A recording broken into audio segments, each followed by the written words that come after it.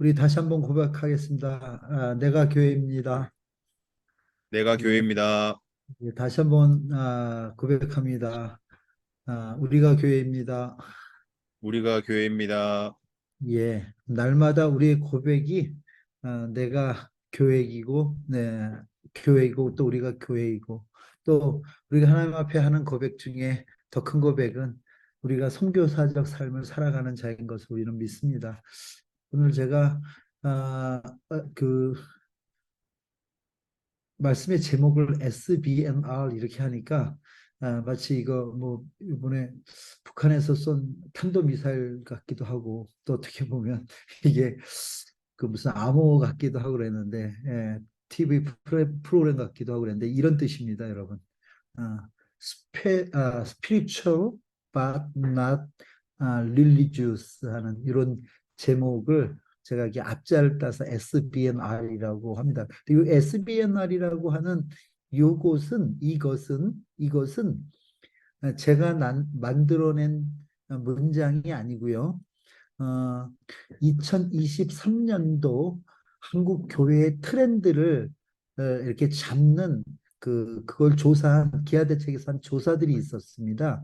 그, 그 조사들 중에서 그 두드러지게 2023년에 그 특징 중에 하나가 바로 이 SBNR이었어요. 그래서 이 얘기는 다시 표현한다면 영적이나 종교적이지 않다 하는 이런 의미예요. 근데 이거는 제가 복합적인 의미로 쓰려고 합니다. 어떤 의미인가 하면 이것은 이 시대를 풍자한 얘기입니다.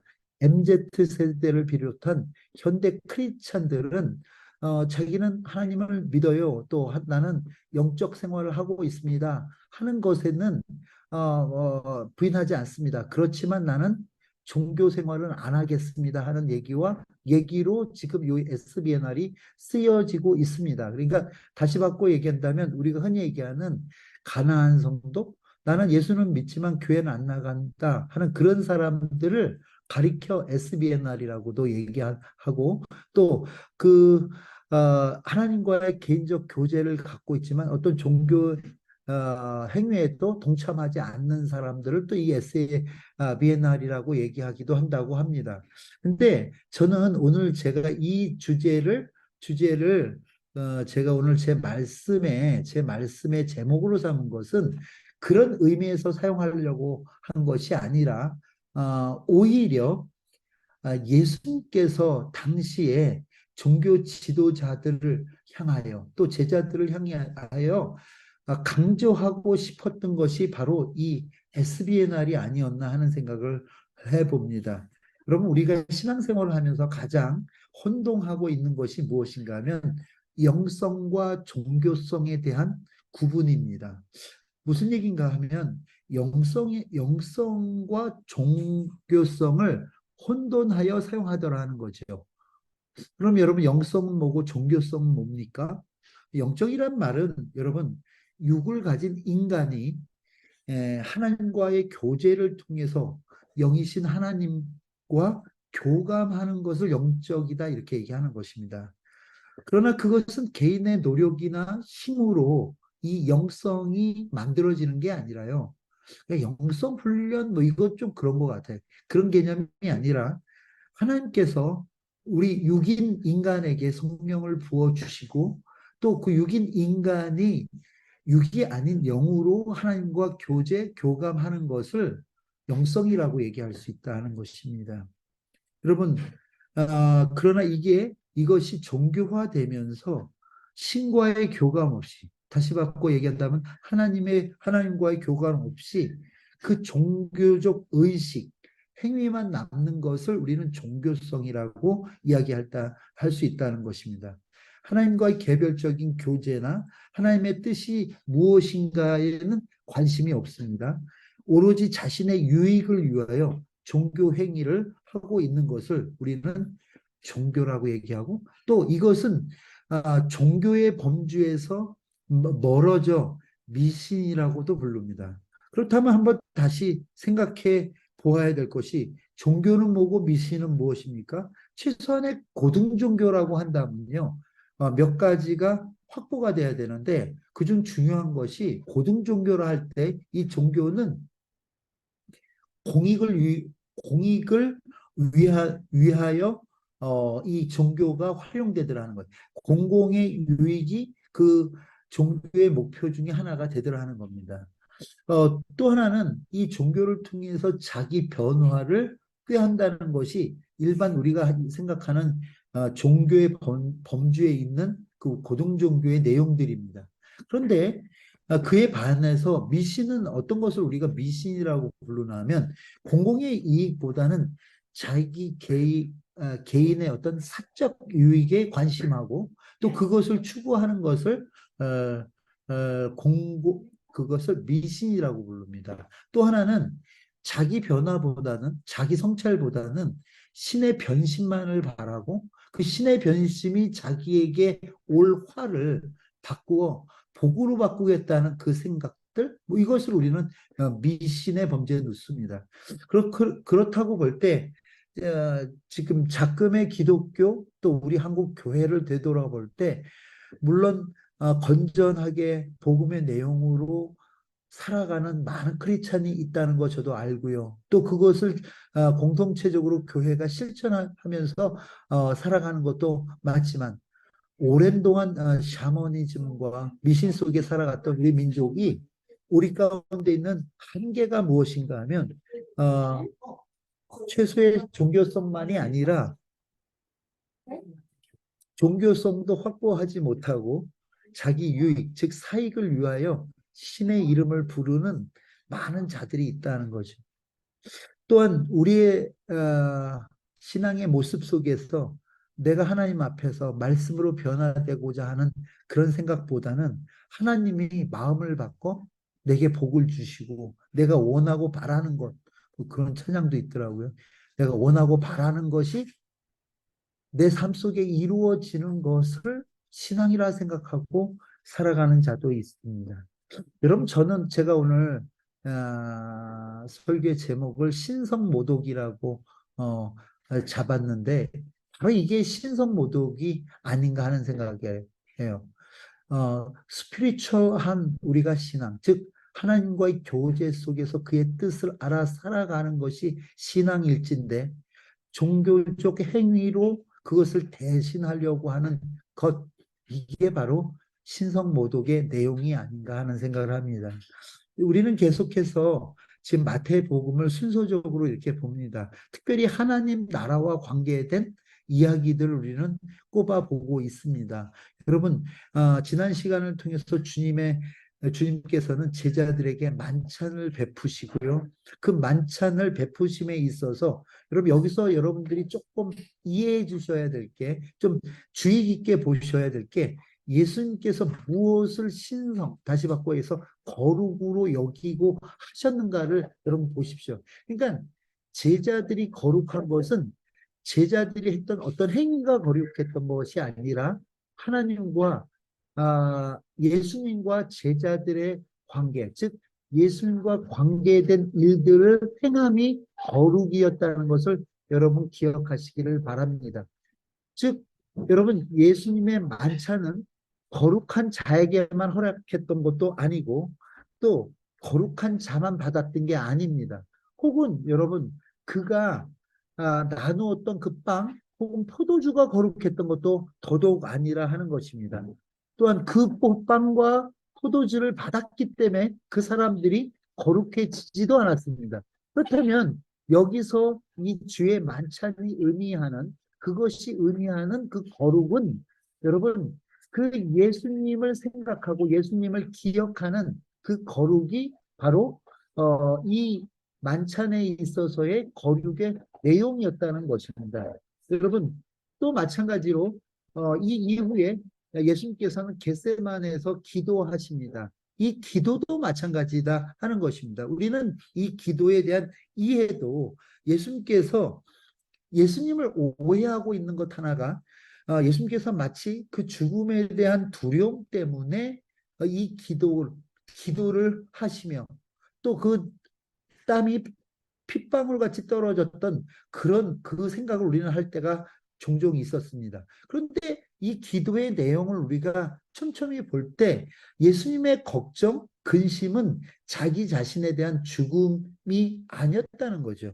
오히려 그 자기가 어떤 죽음으로 어떤 고통으로 당할까 자기 자신에 대한 걱정과 두려움이라기보다는 남겨진 자들, 즉 제자들과의 그 이별의 결심을 통해서 그들과 떨어지는 것, 그랬을 때 그들이 무참히 무너지는 그 모습을 생각하며 기도하시지 않았을까 하는 것이 오히려 문맥상 우리는 더 예수님을 이해하는데 옳은 이해가 아닌가 하는 생각을 해봅니다.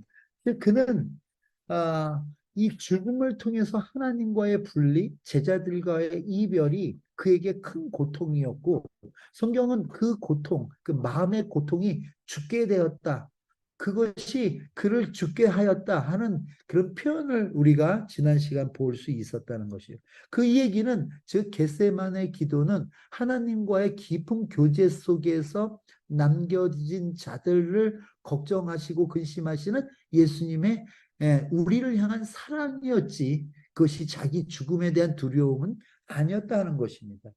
지난 시간에 우리가 봤던 바로 그 헤어질 결심의 이야기가 바로 그런 내용입니다. 여러분 그렇다면 그 이야기를 이어가는 오늘 본문의 말씀을 여러분 우리가 종래 생각했던 그 선입관에 매여 있지 말고 그 선입관을 버리고 이 말씀을 한번 다시 그런 맥락에서 다시 보자는 겁니다. 여러분 마태복음 26장 27절 28절입니다. 예수를 잡은 자들이 그를 끌고 대제사장 가야바에게로 가니 거기 서기관과 장로들이 모여 있더라. 베드로가 멀찍이 예수를 따라 대제사장의 집 뜰에까지 가서 그 결말을 보려고 안에 들어가 하인들과 함께 앉아 있더라. 여러분, 요 말씀도 우리가 지금 조금 잘 생각해야 되는데 이 말씀 가운데 여러분 같은 병행 구절인 요한복음의 말씀을 보면 좀 더 자세히 이 말씀을 풀어놓고 있습니다. 먼저 안나스에게로 끌고 가니 안나스는 그 해의 대제사장인 가야바의 장인이라. 가야바는 유대인들에게 한 사람이 백성을 위하여 죽는 것이 유익하다고 권고하던 자로라. 예, 이 얘기가 지금 의미하는 것은 뭐냐면요. 예수님의 그 죽으심이 있잖아요. 하나님의 계획이라는 큰 그림에서도 우리는 볼 수 있지만 지금 그 하나님과 대척점에 있는 당시 종교 지도자입니다. 그러니까 원래 대제사장에게 끌고 갔던 게 아니라 안나스에게 끌고 가니까 이 안나스가 자기 그런 몸매가 사위가 되죠. 가야바의 장인이 안나스니까 사위인 그 대제사장 가야바에게로 보냅니다. 왜 가야바에로 보냈는지를 여기서 그 의도를 얘기하는 거예요. 여러분 이렇게 좀 우리가 좀 한번 성경을 촘촘히 보면 훨씬 막 이 소름 돋는 것 같은 것이. 지금 예수님은 아직 죽지 않으셨습니다.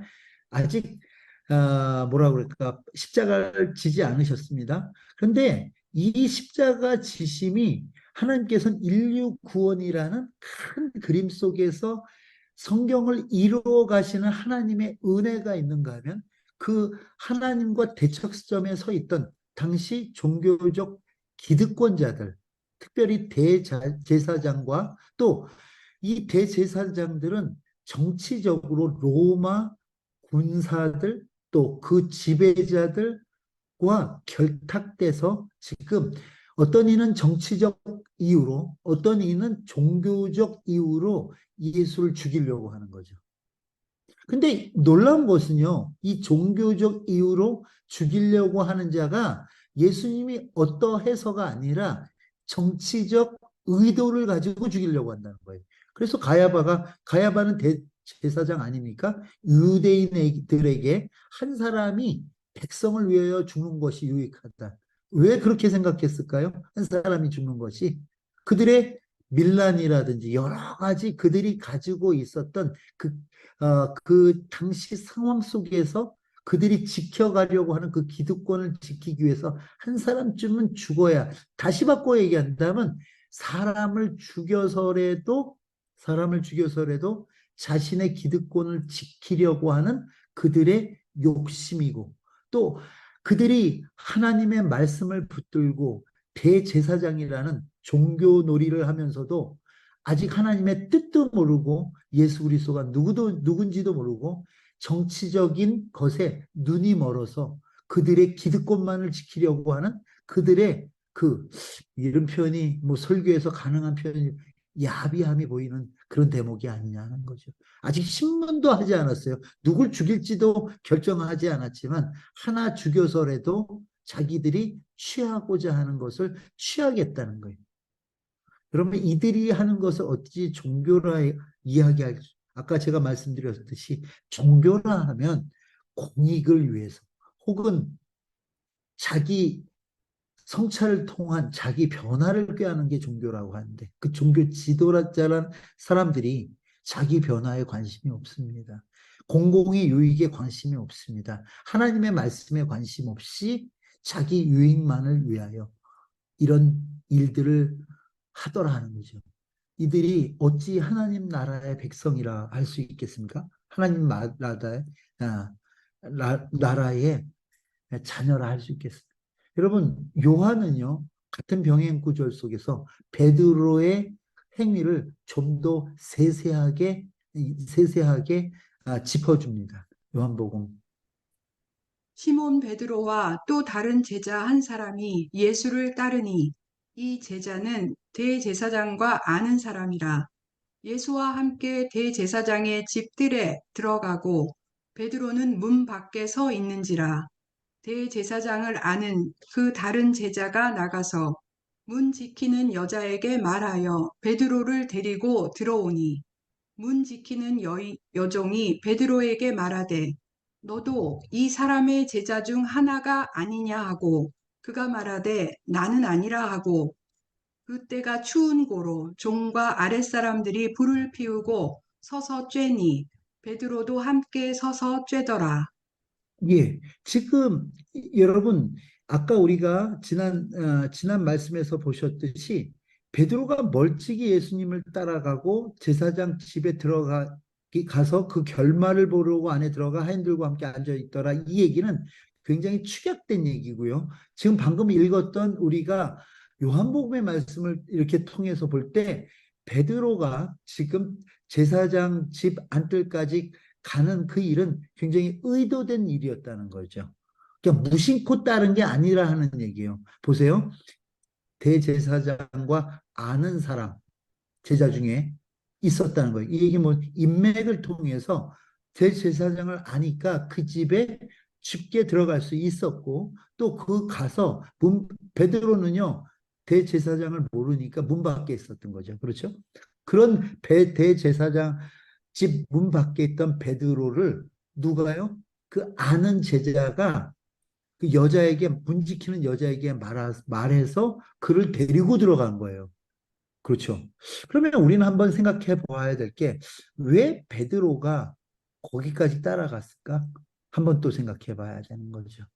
정말 예수님이 어떻게 되는가에 대한, 예수님에 대한 걱정일까요? 저는 그렇게 생각하지 않습니다. 왜 예수님에 대한 걱정이라고 생각하지 않나 하면, 만약에 예수님을 걱정해서 갔다면 내가 죽을지언정 예수를 부인하지 않겠습니다 했던 그는, 너도 이 사람은 예수를 의미하잖아요. 예수님의 제자 중 하나가 아니냐 얘기했을 때 최소한 예수님과 함께 살고 함께 죽는다고 생각했다면 여러분, 거기서 부인하면 안 되죠. 근데 그는 그냥 부인해버립니다. 그가 말하되 나는 아니다 이렇게 얘기합니다. 이 얘기가 의미하는 것은 예수님과 3년 반을 함께 했던 그 제자 베드로, 자기 자신을 수제자라 여겨서 그 누구보다도 예수님에 대한 충성을 말했던 베드로도, 여러분, 자기에게 불행이 혹은 자기에게 그것이 부당한 처사가 올 거라는 것을 알고 있었기 때문에 예수님과 자기 자신을 선을 그어버리는 거죠. 뭐 이명재 목사가 나 친한 척 하다가도 좀 불리할 것 같으면 뭐 안면 바꾸는 거하고 비슷한 거라고 생각하시면 될 거라 생각합니다. 우 목사도 마찬가지고, 예, 그런 거 비슷한 거겠죠. 유익이 된다 할 때는 엄청 친한 듯 하지만 불리하다고 생각할 때는 언론. 이 얘기는 그럼 왜 갔어요? 거기 가서? 거기까지 왜 갔을까요? 저는요, 예수님에 대한 걱정보다는 자기 자신들에 대한 걱정이 더 컸을 거라고 생각합니다. 여러분, 앤더 슈샤프라는 사람이 썼던 그 여자의 일생이라는 책에 예수님의 이 얘기들이 나오는데 그 사람은 그렇게 생각했더라고요. 어떤 생각을 했냐면 베드로가 따라갔던 것은, 여러분, 예수님이 국사범으로 지금 잡힌 거예요. 유대인의 왕이라는. 그러면 생각해 보세요. 이거는 반역죄거든요. 로마를 향한 반역죄인데 반역죄를 진 사람은 반역죄 진 사람만 죽입니까? 다른 벌은 그 사람만 처단하는 것이 상례이지만, 예로부터 반역죄인은 우리나라에서도요, 삼족을 멸한다 뭐 이런 얘기 있잖아요. 그거는 친족, 처족, 그다음에 외족까지 다 죽이는 게 이 반역죄이거든요. 그렇다면 예수님께서 지금 반역죄, 다시 얘기한다면 국사범으로 죽는데 그 제자들은 괜찮겠습니까? 그 제자들의 안위가 심히도 걱정되는 거죠. 뭐라고 생각해야 되냐면 그 결말을 보고 지금 자기들은 예수님의 제자가 아님을 자기 한 사람만 부인하는 게 아니라 우리는 그와 무관한 자라는 것에 대한 피력함이 필요하다는 거죠. 그래야 제자들도 살고 그 가족들도 사는 일이지. 베드로가 생각했던 예수님의 모습은 이런 모습 아니었거든요. 최소한. 어떻게 보면 너무 어눌하고 너무 이거 비겁하고 어떻게 보면 너무 힘없게 이렇게 굴복하는 예수님의 모습 속에서 오히려 반감이 생겼는지도 모릅니다. 우리가 저런 사람을 3년이나 쫓아다닌 거야 하는 그런 생각도 없지 않아 있을 거예요. 너무 무력한 예수님의 모습 속에서 오히려 예수님을 향한 증오가 생겼을지도 모릅니다. 그런데 그렇기 때문에 이 결말이 궁금했던 거예요. 예수가 어떻게 끝나나. 또한 그러기 때문에 그를 따랐는데 멀찍이 따라서. 이 얘기 무슨 얘기입니까? 예수님과 나와는 관계없다는 것을 자기의 몸으로 보여주는 거 아니겠습니까? 그러면서 자기가 예수 곁에, 예수 편에 서는 것이 아니라 그 종들의 무리에 서서 그 아랫사람들과 함께 불을 쬐는 그 모습을 우리는 볼 수 있습니다.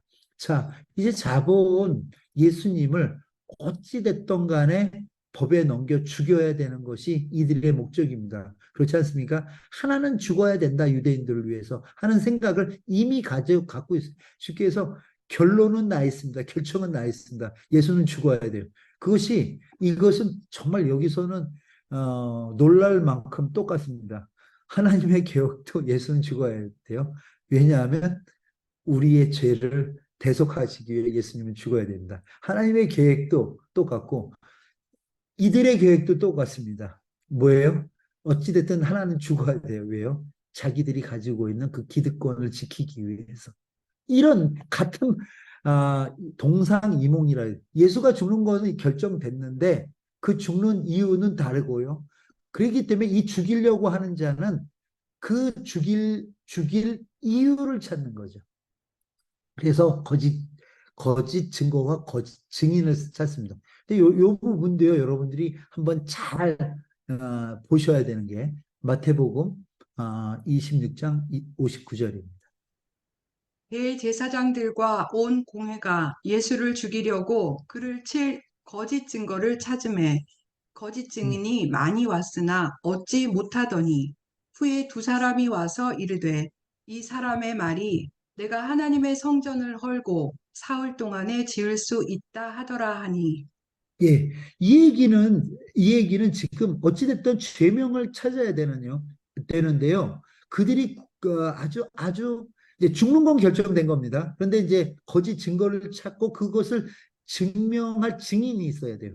근데 사실은요, 이 내가 하나님의 성전을 헐고 사흘 만에 지을 수 있다 한 요 얘기를 가지고도 이 이전에 문제가 된 게 있었어요. 사실은. 그런데 예수님께서 이 얘기를 하신 것은 그들이 신성시하는, 여러분 이거 우리가 생각할 때 여기서 신성은요, 신성하다는 이 거룩은요 어떤 것을 의미하냐면 아까 우리가 오늘 주제와 같이 스피리추얼이 아니라 릴리지어스한 거죠. 그들의 전통과 율법 속에서의 그들이 생각하는 신성이죠. 그 신성함의 대명사가 바로 성전이었어요. 근데 그 성전을 헐라는 것, 아니, 성전을 들먹여 이야기하는 것 자체가 이거는 신성모독이었거든요. 근데 예수님이 그 성전, 그 귀한 성전을 헐라고 하는 거예요. 이것 자체가 여러분, 그들이 생각하는 신성 속에서는 굉장히 부정이었죠. 자, 그런데 여러분, 마태복음에 우리는 이미 예수님의 말씀을 통해서 이 성전에 대한 얘기들을 하셨던 걸 우리는 알 수 있습니다. 내가 너희에게 이르노니 성전보다 더 큰 이가 여기 있느니라. 나는 자비를 원하고 제사를 원하지 아니하노라 하신 뜻을 너희가 알았더라면 무죄한 자를 정죄하지 아니하였으리라. 인자는 안식일의 주인이니라 하시니라.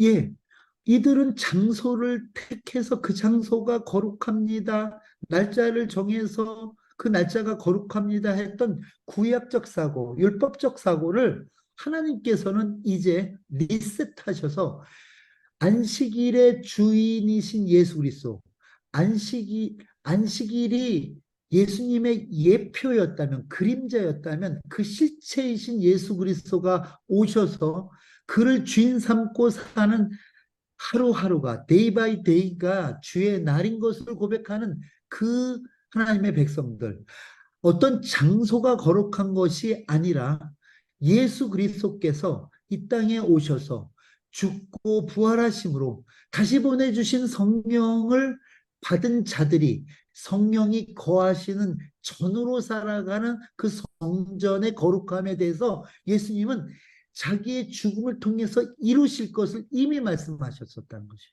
이 얘기를 고린도전서 3장 16절에 바울은 이렇게 소개합니다. 너희는 너희가 하나님의 성전인 것과 하나님의 성령이 너희 안에 계시는 것을 알지 못하느냐. 예, 성전은 눈에 보이는 그 어떤 것이 아니라 성령이 우리 가운데 와 계셔서 우리가 하나님의 전 되는 것을 여러분 예수님께서 말씀하셨고 바울이 이것을 고린도 성도들에게 또 일깨워 주었다는 거예요.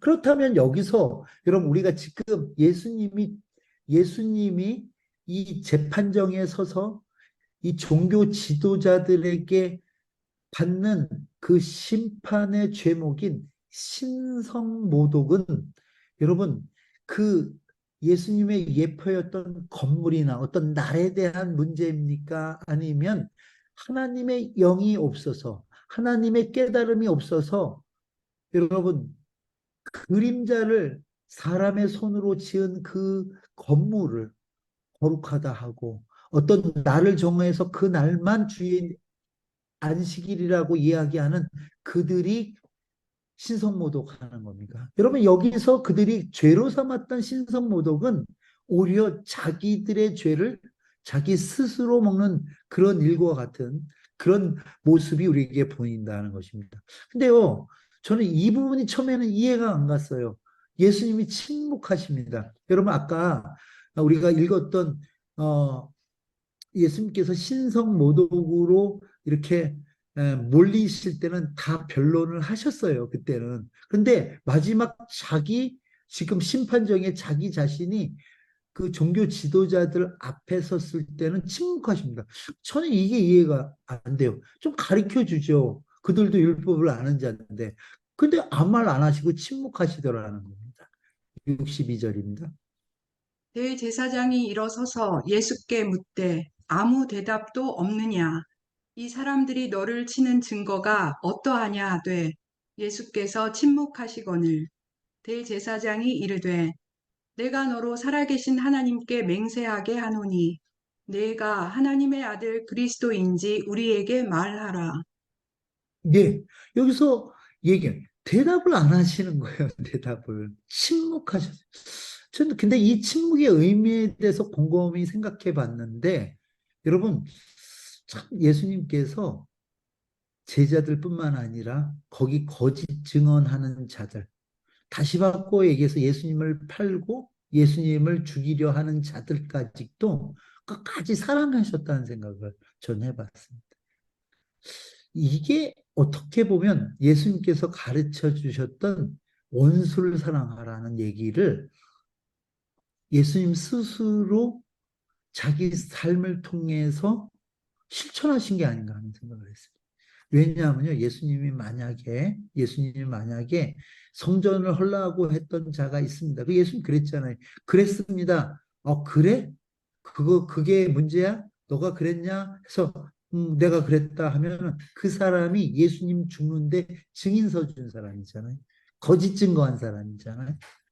근데 예수님은 거짓 증거하지 말라고도 가르쳤을 뿐만 아니라 자기를 핍박하는 자를 핍박하지 말고 도리어 사랑하라고 가르쳐 주신 것이, 아까 우리가 읽었던 그 말씀 있잖아요. 나는 자비를 원하고 하셨던 그 자비를 원하셨던 하나님의 그 자비하심, 예수님의 자비하심의 그 모습을 실제적으로 보여주시는 모습이 바로 이 모습이 아닌가 하는 생각을 합니다.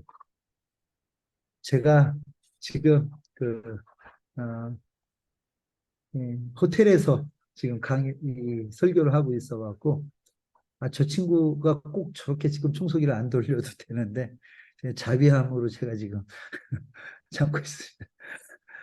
어, 저는 이 대목이요, 굉장히 짠했어요. 짠했어요. 그는 죽어야 되는 거 알지만, 자기를 거짓 증거하는 사람, 거짓 증인인 그 사람에 대한 그 사랑이 예수님 앞에서 묻어나는 거예요. 예. 그리고 나서 침묵하니까 이제 대제사장이 얘기합니다. 내가 너로 살아계신 하나님께 맹세하게 하노니. 여기 보세요. 얼마나 영적입니까? 지금 예수님으로 하여금 맹세케 한다는 거예요. 뭘? 살아계신 하나님으로, 하나님께 맹세케 한다는 거예요. 이게 얼마나 위협입니까? 지금 네가 하는 말은 살아계신 하나님께서 듣고 계셔 하는 이 얘기하고 똑같은 얘기를 지금 하는 거예요. 그러니까 이게 진짜 영적인 얘기를 지금 전혀 영적이지 않은 대제사장이 하는 거죠. 내가 하나님의 아들 그리스도인지 우리에게 말하라. 요 얘기가 어찌 보면 굉장히 영적인 얘기 같지만, 요 이야기로 예수님을 을무로 걸라고 하는 얘기죠. 그렇죠? 예. 하나님과 내가 관계에 있다. 그 살아계신 하나님의 내가 아들이다 얘기하는 그 자체가 신성모독이라고 여기던 자들에게는 이 얘기를 스스로 얘기하게 해서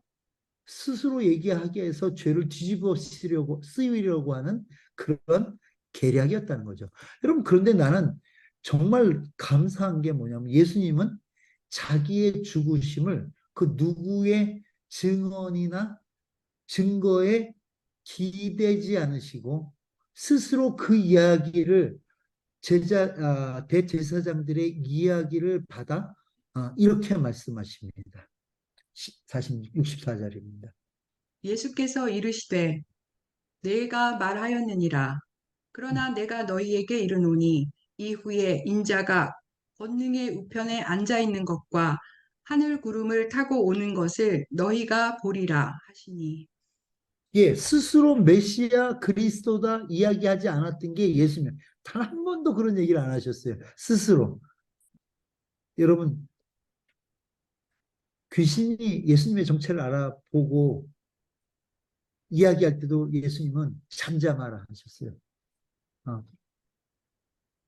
예수님의 어머니 마리아가 그의 기적을 보고 기적을 일으켜 줄 것을 이야기할 때도 아직 내 때가 아니다 얘기했어요. 그런데 이때도 대제사장이 그에게 이야기할 때도 스스로 얘기하지 않고 내가 말했다 이렇게 얘기하시고, 그리고 이야기하시는 이어가는 얘기들은 육적인 자는 바라볼 수 없는, 육적인 자는 깨달을 수 없는 영적인 얘기를 하십니다. 인자가 권능의 우편에 앉아 있는 것, 하늘 구름을 타고 오는 것, 이것은 영적인 자들만 볼 수 있는 것이죠. 이 영적 얘기를 이제는 그것이 우리에게도 보여질 것에 대해서 이야기하신 거죠. 여러분, 그때 이 대제사장들은, 이의 대제사장이 이 얘기에 대한 반응입니다. 여러분, 자기 옷을 찢었다 하는 것은 자기 마음을, 가슴을 찢어야 되는데 가슴을 찢을 수 없으니 입고 있는 그 옷을 찢는 그 행위입니다. 이것은 비통함이나 아니면 그들이 신성 모독을 느꼈을 때 하는 행위인데, 예수님을 메시아로 알지 못하는 자, 예수님을 그리스도로 알지 못하는 자가 이렇게 행하더라는 거예요. 그가 신성 모독하는 말을 하였으니 어찌 더 증인을 요구하리요? 보라, 너희가 지금 이 신성 모독하는 말을 들었노라.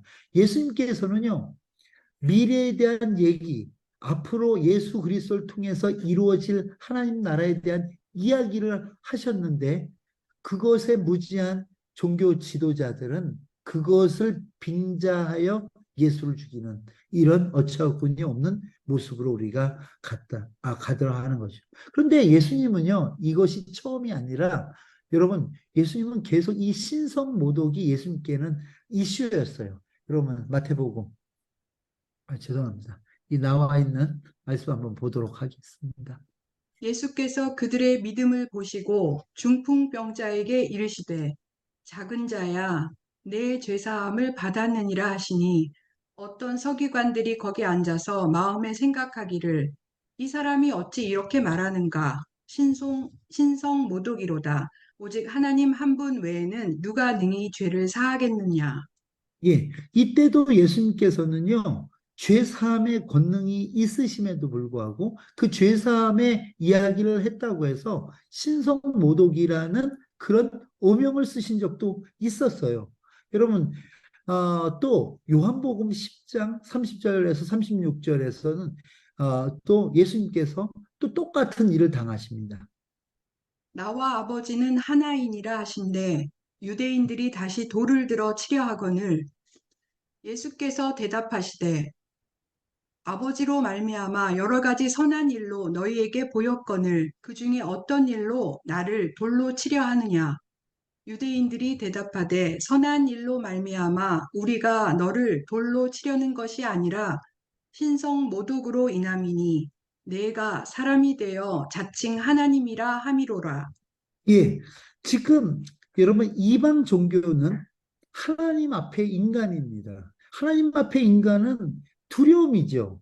근데 예수님께서 이 땅에 오심으로 인해서 우리가 예수가 우리 안에 계심을 통해 아버지와 아들이 하나인 것처럼 우리와 하나됨을 통해서 우리를 구원하시고자 하는 하나님의 영적인 것들을 깨닫지 못하는 제자들, 또 그 당시 종교 지도자들, 유대인들에게는 예수님이 행하고자 하시는 그 일이 정말 정말 하나님을 모독하는 일이라고 생각했더라는 거죠. 여러분, 영적 무지가 가져오는 내용이죠. 여러분, 계속 읽습니다. 예수께서 이르시되 너희 율법에 기록된 바 내가 너희를 신이라 하였노라 하지 아니하였느냐. 성경은 패하지 못하나니 하나님의 말씀을 받은 사람들을 신이라 하셨거늘 하물며 아버지께서 거룩하게 하사 세상에 보내신 자가 나는 하나님의 아들이라 하는 것으로 너희가 어찌 신성 모독이라 하느냐. 예, 또 똑같은 얘기가 반복. 율법과 성경, 또 하나님의 말씀, 여러분, 이 얘기들이 예수님을 통해서 이야기되며, 근데 너희들이 율법을 아는 것 같으나 알지 못한다. 성경을 아는 것 같으나 알지 못한다. 하물며 아버지께서 거룩하게 하셔서 세상에 보내신 아들에 대해서, 하나님의 아들에 대해서 신성 모독하는 것은 정말 영적 무지 속에, 영적 소경으로 살아가는 자가 이렇게 하는 행위다 하는 얘기를 하셨다는 거죠. 마저 읽겠습니다. 만일 내가 내 아버지의 일을 행하지 아니하거든 나를 믿지 말려니와 내가 행하는 나를 믿지 아니할지라도 그를 믿으라. 그러면 너희가 아버지께서 내 안에 계시고 내가 아버지 안에 있음을 깨달아 알리라 하시니. 예, 요한복음에서는요, 특별히 예수님께서 이런 표현을 많이 하셨어요. 어떤 표현이냐면 아버지께서 나를 보내신 것에 대한 표현입니다. 나를 보내셨고 나는 내 일을 하는 것이 아니라 아버지의 일을 하고, 이 얘기를 굉장히 많이 하십니다. 어떻게 보면 우리 선교사들이 그런 케이스 아닙니까? 우리가 어떤 땅에 가는 것은 우리 노력이나 우리 생각으로 가는 게 아니라 아버지께서 보내셨기 때문에 갔다고 생각하기 때문에 죽을 일이 있어도 그 죽음에 담대히 그 죽음을 맞이하는, 그것이 선교사의 삶 아니겠습니까? 마찬가지로 예수님께서도 누누이 얘기하셨던 게 바로 그거죠. 그래서 아버지와 내가 하나이듯 너희와 내가 하나 되고 너희와 내가 하나 됨을 통해서 아버지의 그 구원의 장에 들어가는, 여러분 이것이 예수님께서 3년 반 이 땅에 공생애를 하시면서 우리에게 남겨주신 유산이더라는 거예요. 그런데 말입니다. 예수님은 이 얘기로 인하여 무지한 대제사장, 다시 바꿔 얘기해서 당대 종교 지도자들에게 판결을 받으시는데 사형 판결을 받으십니다. 너희 생각은 어떠하냐? 대답하여 이르되 그는 사형에 해당하니라 하고 이에 예수의 얼굴에 침 뱉으며 주먹으로 치고 어떤 사람은 손바닥으로 때리며 이르되 그리스도야 우리에게 선지자 노릇을 하라. 너를 친 자가 누구냐 하더라. 예, 이 얘기는 갖은 수모와 고통, 또 조롱 속에서 예수님께서 이 판결, 종교적 판결을 마무리하더라는 겁니다. 이제 말씀을 맺도록 하겠습니다. 저는 오늘 이 시간, 이 설교의 시작에 결론을 말씀드렸습니다. 무엇이 영적인 일이고 무엇이 종교적인 일. 여러분, 영성과 종교성을 혼동하면 안 된다는 것을 말씀드렸습니다. 여러분들이 지금 신앙생활 하고 계시는 그 신앙생활이라고 하는 그것이 종교성에 기인한 일입니까? 아니면 영성에 기인한 일입니까? 다시 바꿔 얘기한다면 그 종교 행위를 통해서 하나님과의 깊은 교제 속에 있으십니까?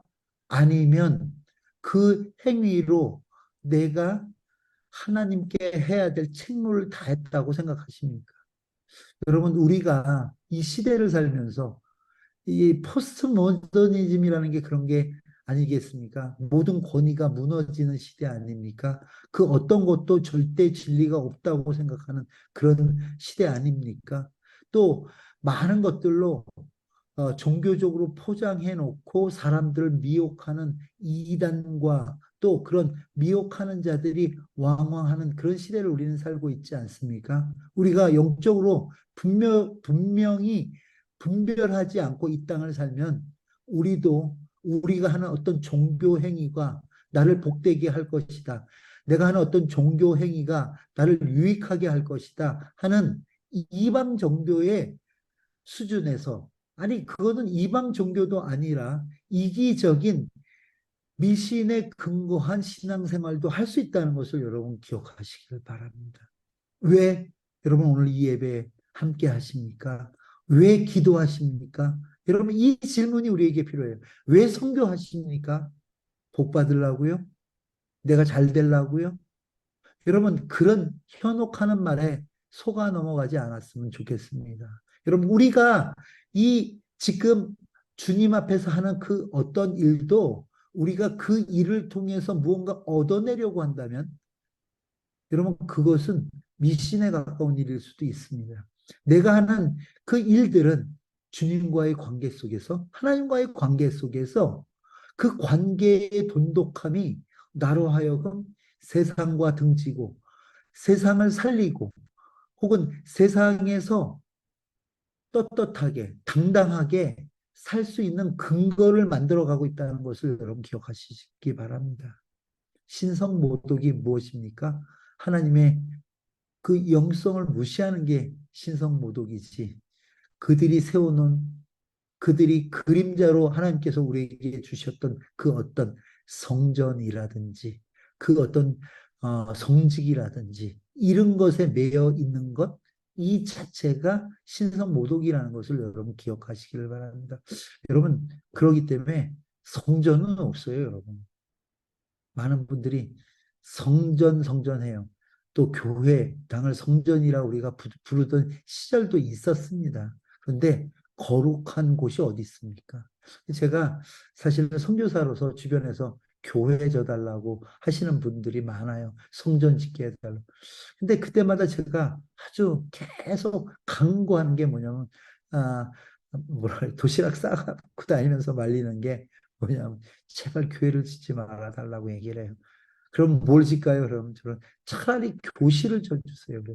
왜 그런가 하면, 우리가 그 곳이 거룩한 곳입니다 하고 교회로 지어 놓으면요, 아이들이 뛸 수가 없어요. 거기서 다른 공동체를 위한 어떤 행위도 할 수가 없습니다. 그 장소가 거룩해지기 때문에 그래요. 그런데 교실을 지으면요, 여러분, 그 안에 성전된 교사가 있다 하면, 그 안에 성전된 학생들이 있다 하면 주일날도 그 공간은 예배의 장소가 됩니다. 아니, 주일이 아니더라도 성전된 자들이 모여 교제하는 그 시간이 주님을 예배하고 찬양하는 시간이 되는 줄 저는 믿습니다. 그렇기 때문에 우리가 성전, 성지, 성찬, 어떤 사물을 거룩하다고 부르는 것, 이거 우리 기독교 개혁교회와는 굉장히 거리가 멀습니다. 성자도 마찬가지. 여러분, 교회의 이름에 성자들의 이름을 붙이기 시작하는 그때가 이 우리가 종교적 역사, 기독교 역사로 뭐라고 부르죠? 중세, 다시 바꿔서 암흑기라고 얘기합니다. 교회의 머리는 예수여야 되고, 그 교회가 머리이신 예수를 주로 시인하는 자들이 모인 그 모임이 교회여야 되는데, 우리는 자꾸 세상의 어떤 건물이나 조직을 거룩하다고 하기 시작했던 그것이 기독교의 기독교, 우리 신앙의 퇴보를 가져왔다는 것을 우리는 역사를 통해서 우리는 배워야 된다 하는 것입니다. 여러분, 저는 종교개혁지들을 이렇게 돌아볼 때마다 그 예수님의 지금 이 말씀이 생각납니다. 신성모독으로 몰리어 거룩의 본체이신 그가 이 고초를 당하시고 조롱을 당하시고 끝내 죽음에 이르시는 그의 모습이 우리 선생 예수의 모습이었다면, 그 제자된 우리는 이 땅을 어떻게 살아가야 될까가 자명하다는 것입니다. 예수 때문에 우리가 고통당하는 일 있다면 그게 복인 줄 저는 믿습니다. 예수 때문에 내가 조롱당해야 되는 일이 있다면 난 그게 복이라고 믿습니다. 예수 때문에 내가 손해보는 일들이 생긴다면 그건 더더욱 축복이라고 생각합니다. 이 시대가 많은 경우에 성공주의 신학을 이야기합니다. 예수 믿어서 잘 되는 얘기들만 합니다. 여러분, 그러나 히브리서 11장의 이야기들을 보면 예수 때문에 산 사람들의 얘기가 있는가 하면 허다한 무리가 예수 때문에 죽었던 얘기도 있었다는 걸 우리가 기억해야 돼요. 어떤 시대는 예수 때문에 흥황하는 일도 있지만 어떤 시대에는 예수 때문에 죽는 자도 있다는 걸 우리가 기억할 때 내 삶의 상황과 형편이 내게 그게 예수 믿어 흥하던 망하던 그 결과가 중요한 것이 아니라 우리가 예수 안에 있다는 것, 또 예수님이 내 안에 계시다는 것이 중요한 우리의 가치라는 것을 우리가 깨달아 할 때 진정한 신앙의 삶, 신앙의 길로 우리가 들어갈 수 있다는 것을 여러분 기억하시면서 이번 한 주간도 예수 안에서 승리하시는 저와 여러분 되기를 주의 이름으로 축원을 드립니다. 우리 주신 말씀 생각하면서 함께 기도하도록 하겠습니다.